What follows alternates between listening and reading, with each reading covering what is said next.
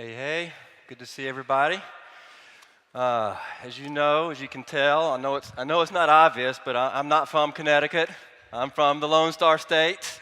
But I must say that this is some of my most favorite time of the year is right now here in New England, in New Haven, on a beautiful fall day. And as a matter of fact, my dad's here today. I'm going to give him a shout out. He's back there in the back. He's got some glasses on. He flew in a couple days ago from Central Texas, from Waco, as a matter of fact, where fall is when the temperature drops from 95 to 85. I wanted him to see a true fall day, and I think New Haven has indeed delivered. Well, if you don't know me, and I probably don't know a lot of you, some of you are very familiar faces, some of them are not. My name is Jim. I'm a volunteer. This is not my usual gig. My usual gig is teaching mathematics across the street here. And so I'm going to talk in a few minutes a little bit about how that influences my thinking about some pieces of this kingdom of God thing that we're talking about. But let me just tell you where we're at and where we're headed for today. We're in the midst, the second week actually, of a series called Glimpses of the Kingdom here. And in particular, we're focusing on the mustard seed, the parable of the mustard seed, and the parable of the yeast. So what I'd like to do is give a recap of what happened the first week to give us a jumping off point to what we want to talk about for today. And so if you have your Bibles and you want to turn to Matthew 13, that would be great. If you don't have your Bibles, the scripture will be up here on the screen, and we will be in Matthew 13, I don't know, in 15, 20 minutes from now, but that's where we're headed with all of this. So a little bit of context. Let me see if I can get there. Yeah. All right, it's going to scroll through a few things here. Tina's going to advance it to the next slide when it gets here. And so what we saw last week is this idea of what the kingdom is and what the kingdom is not, as a matter of fact. Can we get to the slide with the, yeah, there's some animations on here that I'm unable to control, apparently, when I put the slides together. Does it go?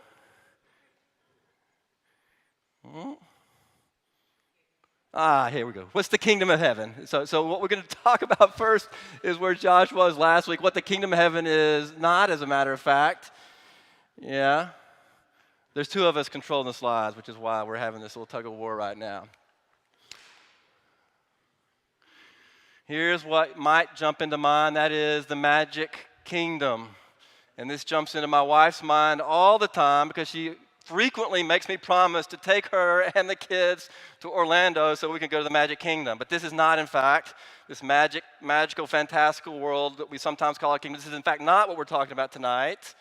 And since we are talking about the kingdom of heaven, you might think that it's some sort of ethereal thing way up in the clouds. And, in fact, that's not what we're talking about tonight.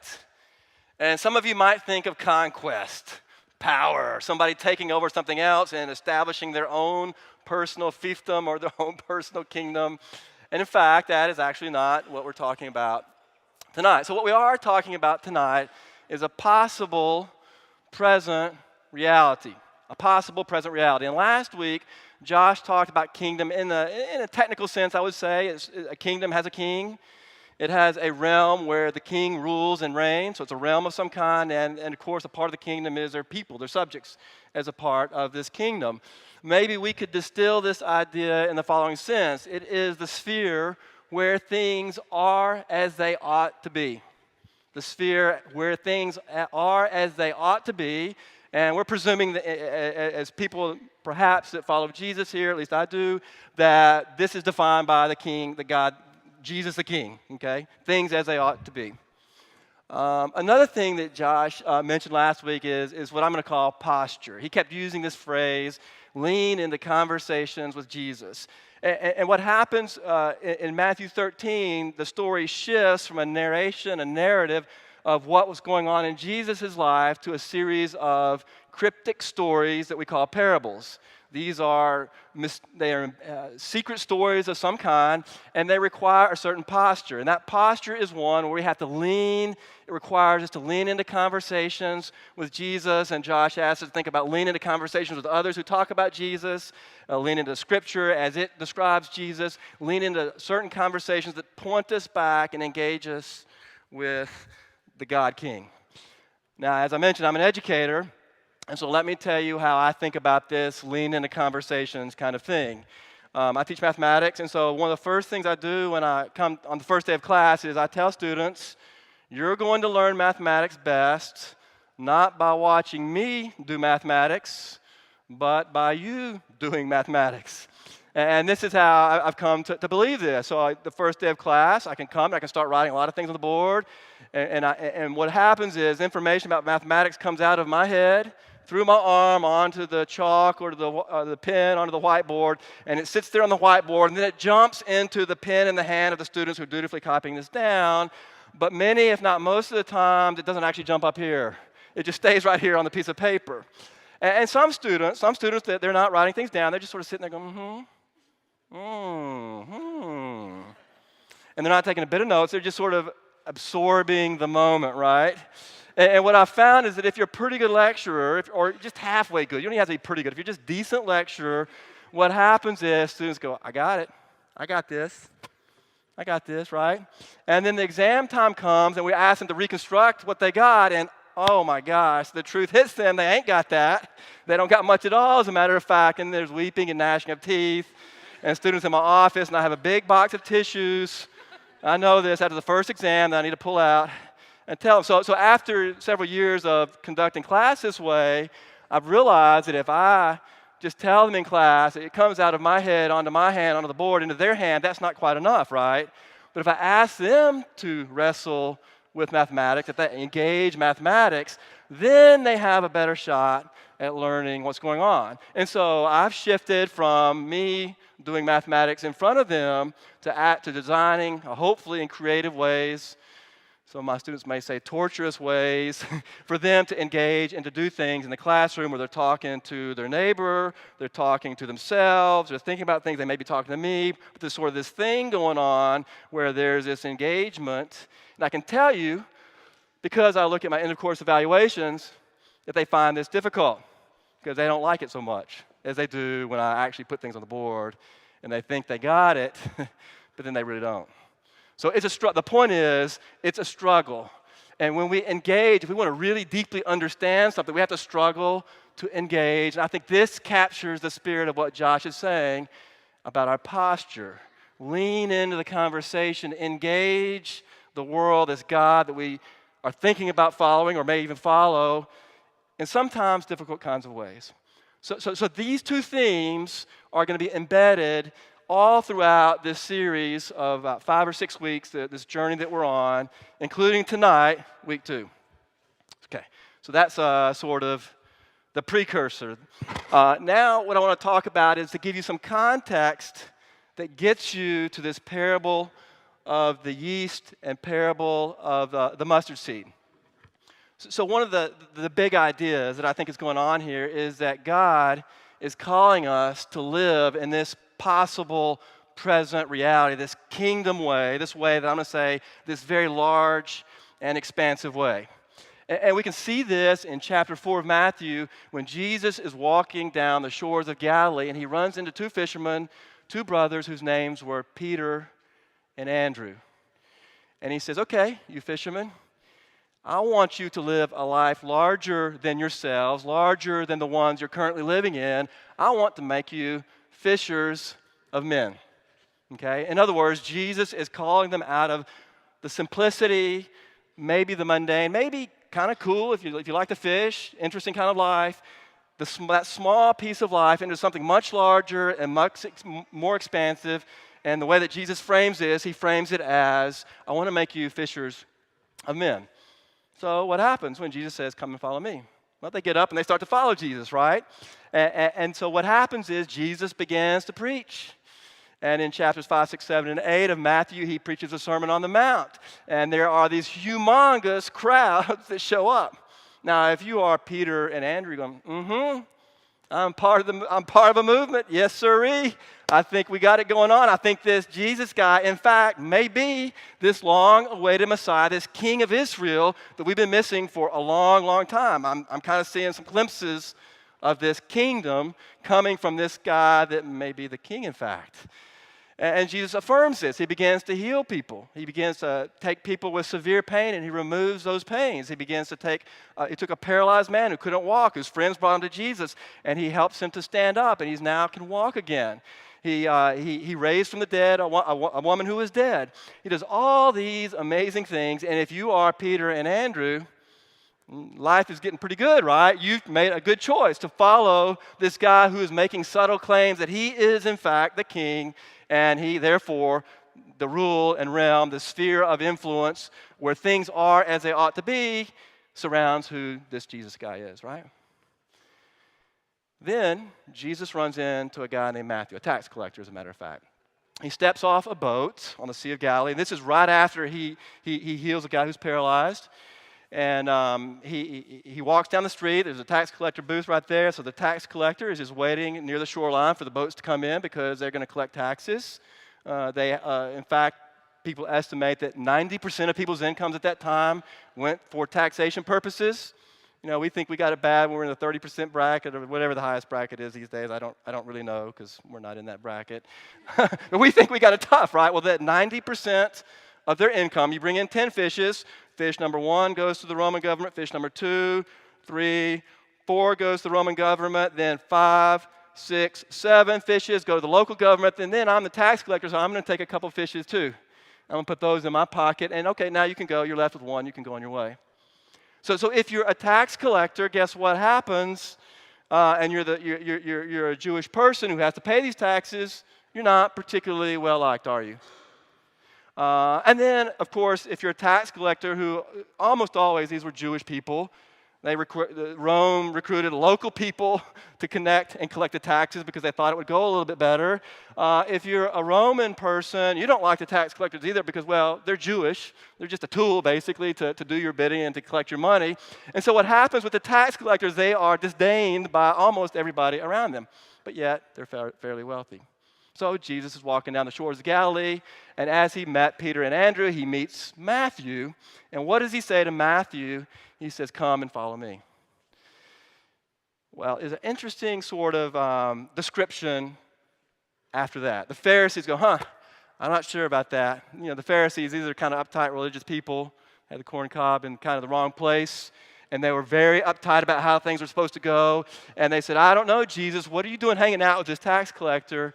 And Jesus says, "It is the sick that need a doctor, not the healthy, and I'm for the sick." That's a Jim paraphrase here. And so what Jesus is subtly doing, he is subtly, I think, calling Matthew out of the smallness of his life into a place of wholeness and health. And as a matter of fact, in the middle of chapter 13, we start talking about the parables, Jesus says, "I have come to heal." And so we see in the calling of Peter and Andrew, a calling to something larger than themselves. In the calling of Matthew, something larger than who Matthew is. This calling to a larger, more expansive life. But at that same moment, something else starts to happen.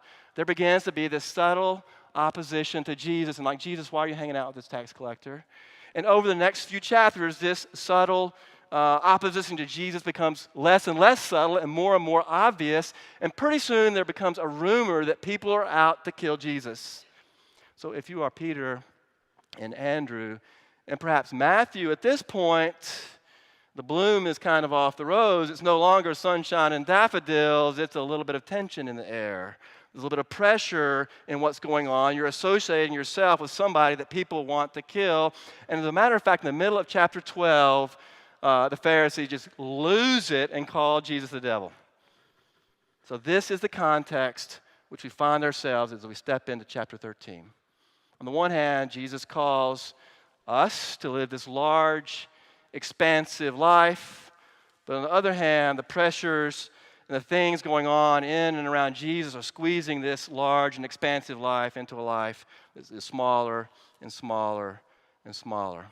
As a matter of fact, John the Baptist, one of Jesus' closest friends, his cousin, and a follower of Jesus, finds himself in jail as a consequence, in part, of his following Jesus and his preaching. And he sends a messenger to Jesus and says, Are you really the one? So there's this tension On the one hand, God calls us to this large and expansive life, but the reality is much, in fact, maybe most of our lives is in this small place. So how do we navigate that tension? So this brings to mind a question. When does your life seem small? What kinds of things close down opportunities for you?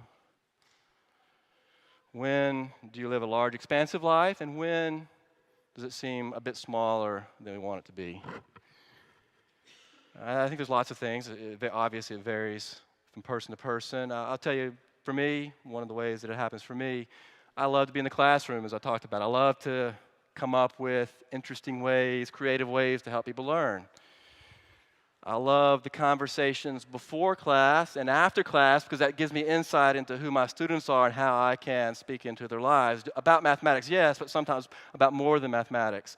I love the conversations in my office when all of a sudden the tears are there and it is no longer about the test and how they did or didn't do. It's about who they are and that student reveals themselves to me. I love that. I love it because I feel like when I'm in those moments, I am acting in ways that are consistent with how God has created me to be. And I'm living a large and expansive life. Well, this fall, my job shifted a little bit. And I'm working for one of the deans. I'm doing projects for a couple of deans. I'm doing a couple of projects for the deans. And these projects are of some interest to me. But on the first day of class, I realized I am not gonna be in the classroom this semester. I went, oh, it's kind of like my left arm got cut off. And I found my life feeling a bit small because I'm unable to do the things that I think God has created me to be. I'm doing some things that I'm interested in, yes.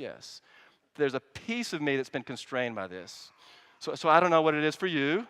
Maybe it's an important relationship has ended, and the life and energy that you feel in that important relationship is now gone, and all of a sudden, life is closed in. Maybe it's health issues that constrain what you can do, and you can no longer do the things that you were once able to do, and then you find your life constrained.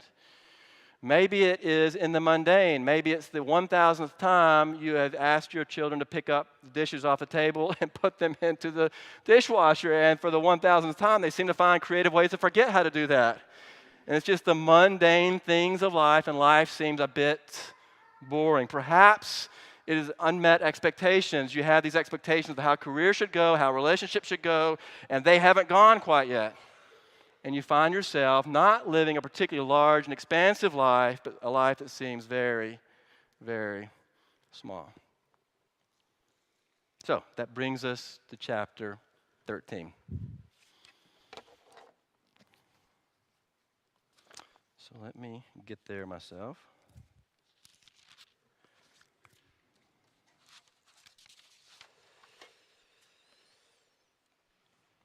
Okay. So chapter 13, verse 31, just going to read 3 verses. That's it tonight. And I'm going to comment a little bit on those. Then I want to sort of give you some sense of ways maybe to think about how this works in our life. In verse 31, this is the parable of the mustard seed. Jesus told them another parable. The kingdom of heaven is like a mustard seed, which a man took and planted in his field. Though it is the smallest of all seeds, yet when it grows, it is the largest of garden plants and becomes a tree, so that the birds come and perch in its branches.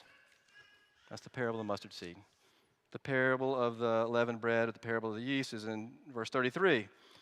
Jesus told them still yet another parable. The kingdom of heaven is like yeast that a woman took and mixed into about 30 kilograms of flour, or 60 pounds roughly, until it worked its way all through the dough. So let's just make a few observations about what is embedded in these verses here. The first is the kingdom of heaven is like a mustard seed. Mustard seeds are very small. I think I got a picture of one up there. I think. Yep, there it is. That's me pointing at it, my little highlighter today. This is on our dining room table. They're very small. In fact, you need about 750 of these to make 1 gram. And 1 gram is about, if you're not used to the metric system, 1/28 of an ounce. These are 1 millimeter in diameter, or about 4/100ths of an inch across. Those are very, very small. And in fact, if you are a gardener or if you're a farmer in ancient Middle East, this would be, as the scripture says, the smallest of the seeds that you would plant and put in the ground. Keep going. What else does this thing say? Some observations. It's a seed. It's small, and it's a seed. What happens if it's a seed? Well, a seed is something that is packed with the potential for life. It has everything that it needs if it's placed in the right context. And so if it's placed in the right context, in the right soil, and it gets the right amount of light and the right amount of water, what does it do? It begins to grow and to grow and to grow and to grow. And in fact, in this parable, it grows to the size of a tree. And mustard plants in the Middle East, in that particular climate, grow to 8 to 10 to 12 feet tall.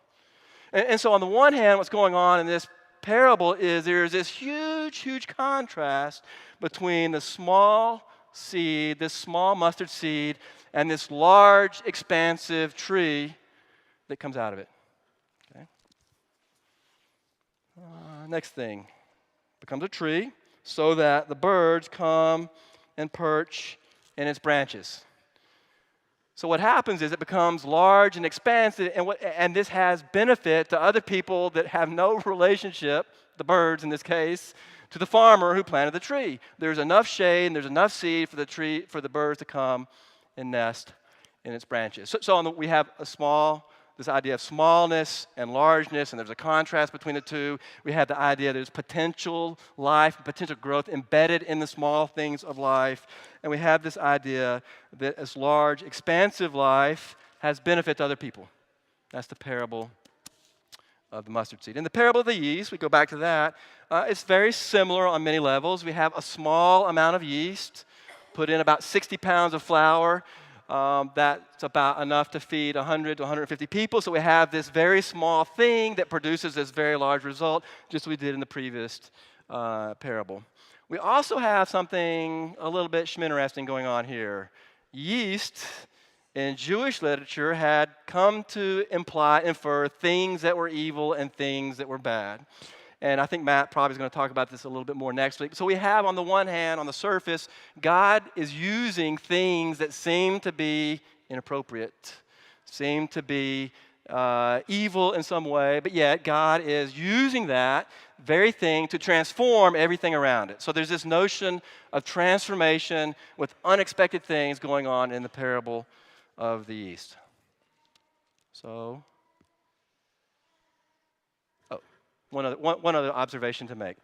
So I really wanted to do this yeast thing. I wanted to do it right here. I wanted to come in, have my wife come in and make a little bit of bread. We're going to watch it all rise together. So, of course, to do that, to make that work, it's advisable to practice ahead of time. So we did yesterday. And guess what happened? We're sitting there going, all right, let's watch this baby go.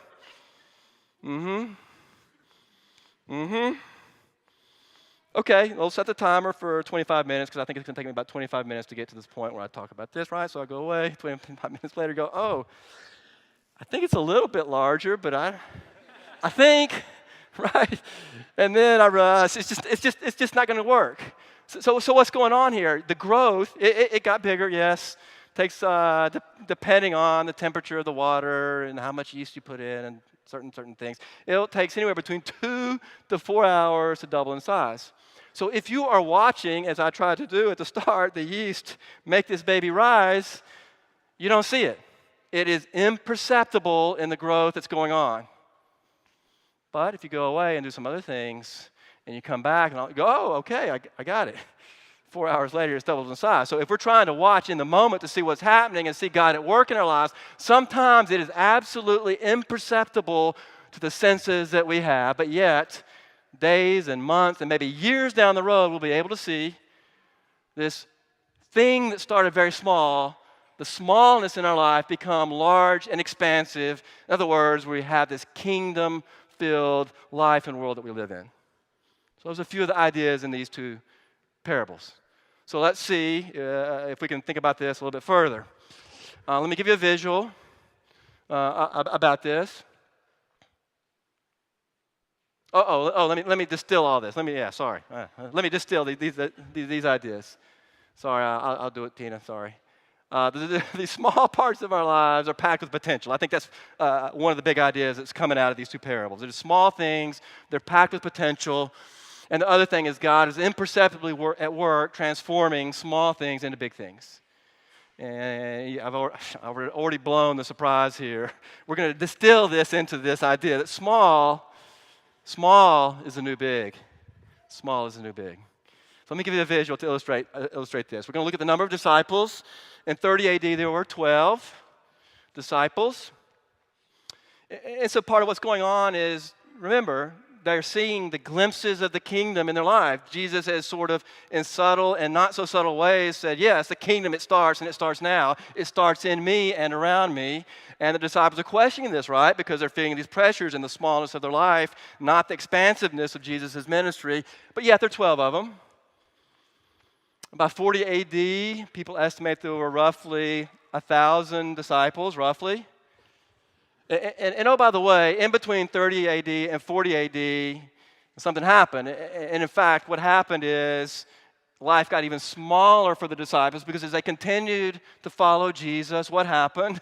It got more difficult and more difficult and more difficult, and it resulted in the crucifixion of Jesus. And so on the surface, if you're a disciple, you're going, life is not going so well right now. And then, of course, we know, if we follow Jesus, we know that 3 days later, in the seeds of Jesus' death are embedded the life and the power of the creator of the universe. And these burst forth in the resurrection of Jesus, right? We know that. So there's a small but important event in between 30 and 40 AD. And then we know from Acts and other sources that the church begins to grow. And around 40 AD, people estimate around 1,000. 50 AD, around 1,400 disciples, people that would follow Christ. 100 AD, 50 years later, around 7,500. 150 AD, around 40,000 followers of Jesus, people estimate. 200 AD, 217,000, it's a very rough estimate. 250 AD, 1.17 million followers of Jesus. 300 AD, 6.3 million followers of Jesus. 350 AD, 33 million followers of Jesus. So let's just think about this. Jesus is saying to the disciples, small is the new big, right? Embedded in smallness is the potential of a large, expansive kingdom. And so what have we seen here? Let's go back to the very beginning here. As you look very, very closely, there's 2 or 3 dots in there. Let's zoom in a little bit. If you look a little bit closer here, what do you see? You can't see it, right? You can't see the dot that represents the 12 because it is below pixel resolution of either the computer or the projector or probably both, honestly. So maybe this prediction that Jesus had here, maybe Jesus was right. The kingdom is as small as a mustard seed, and it has embedded in it this potential for large, expansive kingdom. Maybe it is true. But of course, this is an artifact of history, right? This is 1,700 years ago. And I kind of sort of want to know, how does this work? How does this work for me and for you? Oh, so these are 2 of my friends, Walt, and I call Beautiful Bruce. Walt is on the left, Beautiful Bruce is on the right. By the way, what time? How much time?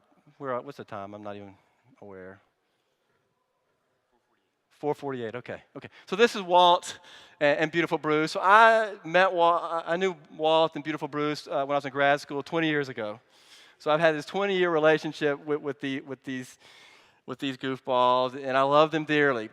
And so I want to tell you the story of Beautiful Bruce here. So, he's obviously been out in the sun. He's looking pretty tan, looking pretty fit. And when I met Bruce, this is why we call him Beautiful Bruce, right? He was in shape, fit guy. He was in graduate school at the University of North Carolina in pharmacy school, so he was a bright dude. He had played baseball at Davidson College. So he's a fit guy, he's a smart guy. He had a really hot girlfriend too. Yeah, and on top of that, he was a musician. He was a drummer. And so those of us who knew Bruce would say, man, you got it going on. You're Beautiful Bruce. Everything in your life just seems like gold, and everything you do just seems large and expansive. But the reality was that wasn't true. The reality was, yeah, Bruce had these things, at least on the surface, that were beautiful, but he was a child of divorce in his family, as many of us are. And he tells me that in third grade, he woke up to hear a scream, and he made his way down to the kitchen table, and there's a clump of hair on the table. And the clump of hair was from his dad's mistress, and his mom had confronted his dad's mistress at the kitchen table and grabbed her and left a clump of hair on the table. And soon after that, they divorced, pretty soon after that. And so Bruce says this has had an impact on him in many, many, many ways. So he lived with his dad sometimes, he lived with his mom sometimes, and he recalls one time when his dad came up to pick him up, and it's his turn to have him for the weekend. Bruce was playing with his friends down the street, and his dad says, "Time to go." And he said, "Can I just go tell Mom goodbye?" And he says, "No, we got to go, man. We got to go. We got to get to wherever they got to get to." And so Bruce just felt torn. Do I go please my dad and say, "Yes, I'll go with you," or do I go what I want to do and say goodbye, give my mom a hug and say goodbye? He just felt just pinged between these two things. And so what this did is this resulted in just this deep, deep insecurity. So beautiful Bruce, yeah, he was beautiful. He's a good-looking dude, man. Had a hot girlfriend. He's a smart guy. He's a musician. He's an athlete. I mean, come on. Who wouldn't want to be all those things? But he had this very, very small interior in his life. And he would say, I thought I was a Christian. I thought I was a follower of Jesus at the time. I thought. That's because he grew up around church-related things in some way. He went to a Catholic high school. He says he loved the Bible class. He thought it was kind of interesting. He went to Davidson College, which is Presbyterian in some fashion. He said that he had to take a Bible class or some sort of religious class. I don't remember the title of it at Davidson. And so in between baseball practice and games, he would sneak over to the black church across town. And he said he loved it. He loved it. He wouldn't go there very often. He would just go over just to check it out. And so he decided in his religion class or Bible class or whatever kind of class it was, he would write a paper about this church, right? And in the paper he said, there's something real and true, authentic about what I'm feeling and sensing over in this other context. This is really true religion, basically. And, this didn't really go over too well with his professor. Didn't get a very good grade on that. I don't know why, but for Bruce, that sense was there's this God has hidden something in his heart that he desperately wanted, and it was stability. It was this larger and expansive life. It's not just the beautiful things that he had. It was something else. And there was this seed hidden and buried in his heart, and God was slowly and surely at work in his life. One other thing that I thought was that just really struck me, when Bruce had no trouble dating women. He could date whoever he wanted, and so he did. And after he would go out with a woman a few times, he would find himself having this conversation and say, "Hey, you're not going to leave me, are you? You won't promise me you won't leave me." I don't know about you. That's kind of an odd conversation to tell somebody you've been out. I don't know. You're going out for a month. It'd be a little bit of an odd conversation to tell my wife that, right? That would be a signal that things are kind of not in a good spot. But yet Bruce, because of his insecurity and the smallness of his life, felt the need to try to pin this baby down. So when I met Bruce, we were all in grad school at the time. He walks into our midst, and I didn't know him. He was friends with Walt. Now, Walt is not an athlete. He's not an athlete. And, his workouts were intervals to the refrigerator or climbing the stairs to the library or heading over to the stereo or the TV to turn that on and then sitting down again. That was his idea of a workout, right? And so on the one hand, Bruce and Walt, it's just like they just didn't quite go together, right? But they lived on the same hall on the 5th floor on a dormitory off of Franklin Street in Chapel Hill. And Walt's door happened to be right across from the elevator. So Bruce would take it up. He'd get off the elevator, and whose door was open? It was always Walt's door. It was always Walt's door. And everybody else's door was closed because they were, who knows what they were doing, something else, right? And so Walt began to have conversations with Bruce. And so what I see in this is Walt's not the kind of guy that beautiful Bruce would pick to be a friend with. On the surface, Walt and I became good friends over time. But what Walt had was this seed of a larger, more expansive life. He had stability. And his stability came from the fact that he was a follower of Jesus. And so they began to have conversations, and Bruce began to hang out with Walt. And Walt said, "Hey, I hear you're a musician."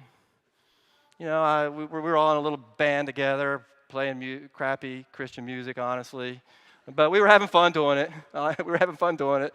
And so Walt and I were playing this little band, and it was not good. It was nothing like you hear up here. And Walt says, "Bruce, you want to come? You're a drummer. Why don't you come hang out with us and be in our band?" And so I remember the first time beautiful Bruce showed up, we didn't have a drum kit for some reason, and so he turned over a trash can and doing a couple of trash cans, and he was doing his thing, and he was pretty good on the trash cans. And so the next time we played, guess what he did? He played on trash cans. Maybe, just maybe, the seeds of the kingdom are found in the trash cans in this case. And in fact, that is exactly what was going on in this relationship that beautiful Bruce would not have picked, but because of the smallness in his life and his sense that there's got to be something more there, this friendship that Walt established, then the stability that Walt brought led him to hang out in this crappy Christian band. Yeah, we were trying to do the right thing. It was fun. It was a lot of fun, but it wasn't good music. But relationships came out of that, right? And so crappy Christian band became dinners at midnight at Pan Pan. Now, Pan Pan, right? You know what kind of restaurant that is. No, it's not Asian. It's not. You'd think it would be Asian. Pan. No, it means two pans, a pan and a pan. It's great soul food is what it was.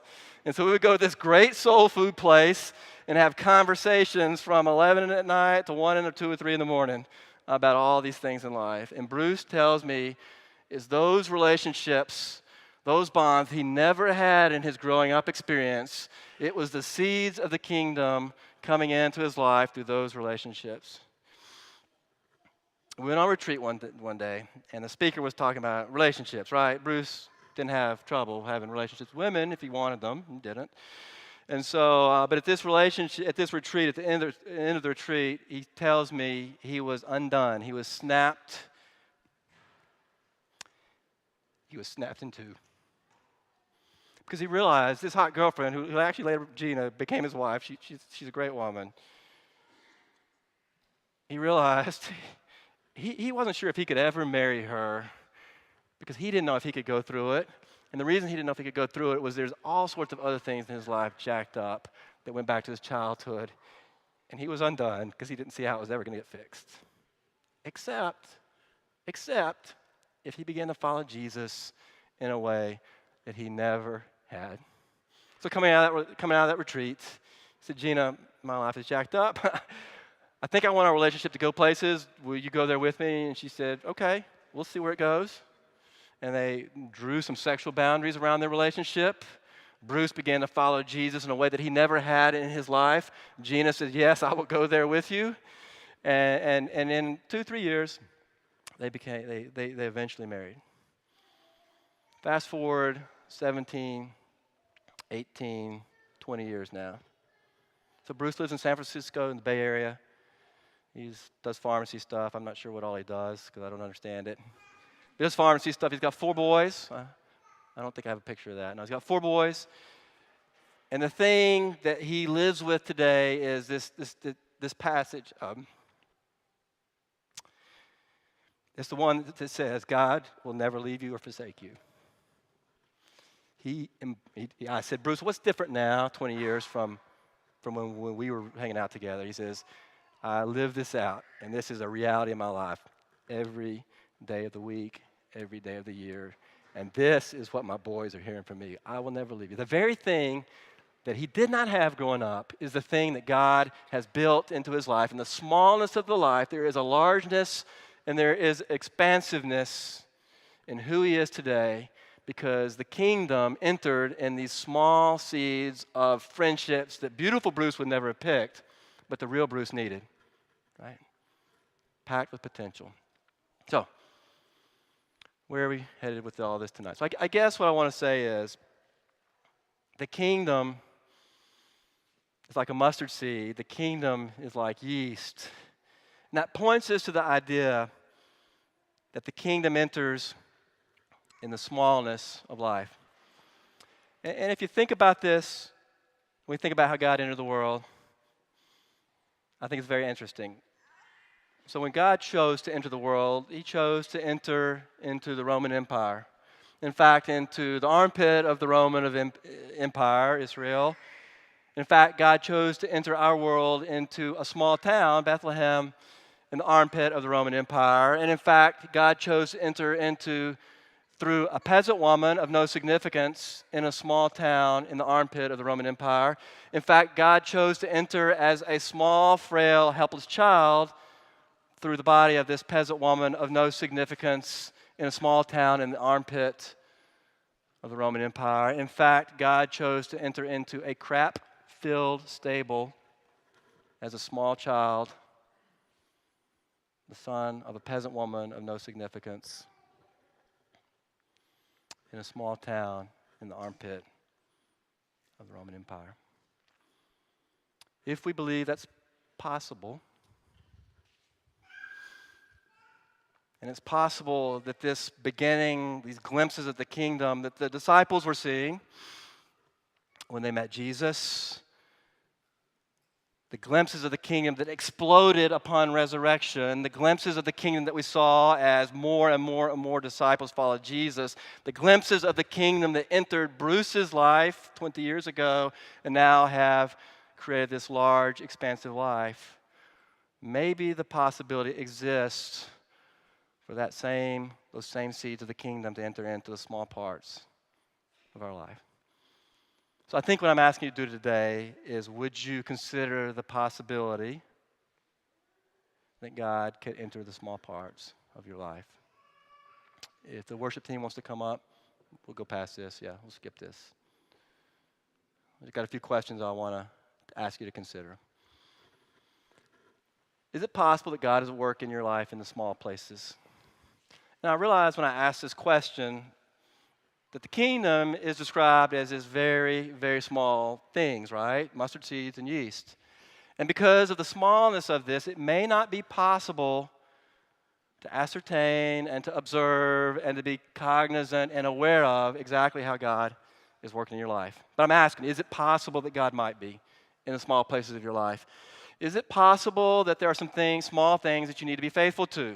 Maybe your door, the metaphorical door in your dorm room open sometimes. Maybe it's opening yourself up to late night conversations at Pan Pan.